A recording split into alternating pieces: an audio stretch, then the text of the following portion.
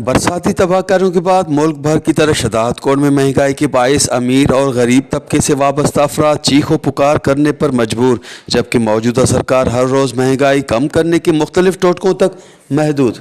महंगाई हिसाब सां इहो था चऊं, असां ग़रीब माण्हू आहियूं। 5 में 6 में 7 में असांजो घर नथो हले। 10 भाती आहियूं, खाइण वारा नंढा ॿार आहिनि। असां लटे लाइ परेशान आहियूं, अटे लाइ परेशान आहियूं। बटालू चोट ते आहिनि, खंडु चोट ते आहे, अटो चोट ते आहे। असां ग़रीब माण्हू परेशान लॻा पिया आहियूं। ख़ुदा जो कसम आहे, मूंखे 10 ॿार आहिनि। 4 हिनमहिल कल्ह दवा खणी आया, 4 अॼु खणी वेंदुमि। एॾी परेशानी थी वई आहे, ख़ुदकशी करण लाइ तयारु थी विया आहियूं। एॾी महांगाई थी पई आहे। असांजी वज़ीर आज़म खे अपील आहे त असांजी सस्ता पिया कनि। ग़रीब वीचारा बुखुनि में मरी वेंदा, अमीर अमीर थी वेंदा। असां ग़रीब माण्हू परेशान लॻा पिया आहियूं, ख़ुदकशी करण लाइ तयारु थी विया आहियूं। जेको असां 500 रुपया कटो खणंदा हुआसीं, हिनमहिल असां 2000 ते था खणूं। कमाइण जे लाइ असां मजबूर आहियूं। वॾो ॿुधई, जिते असां 700-800 रुपया कमायूं उते 500 बि नथा कमाए सघूं। जो छा खाऊं, छा पीऊं घर ॾे। ॿुधई, हितां वञूं था, सुबुह सां निकिरूं था बचड़नि जे लाइ, वरी शाम में वञूं था साॻियो ई फिटको।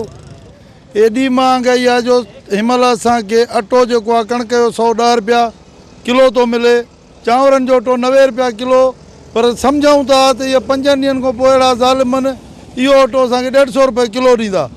ख़बर कोन्हे त केतिरो क़दुरु माना हलंदो। 200 रुपया किलो खीर थो हले। 4 माण्हू 5 माण्हू जेके कमाइनि था त बि माना पंहिंजी पूरी न आहे। जेको असां हिकिड़ो माण्हू जो कमाईंदासीं उन जी छा पूरी हूंदी।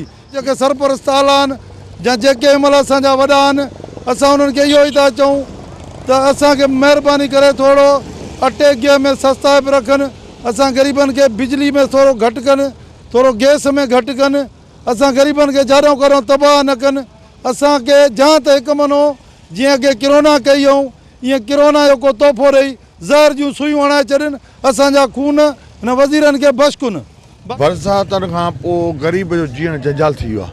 पहिरीं ॻाल्हि त अहिड़ी महांगाई थी वई, जेको जंहिं महांगाई जी कहिड़ी ॻाल्हि कजे उहो तव्हांखे बि ख़बर आहे, उन MP वज़ीरनि खे बि ख़बर आहे।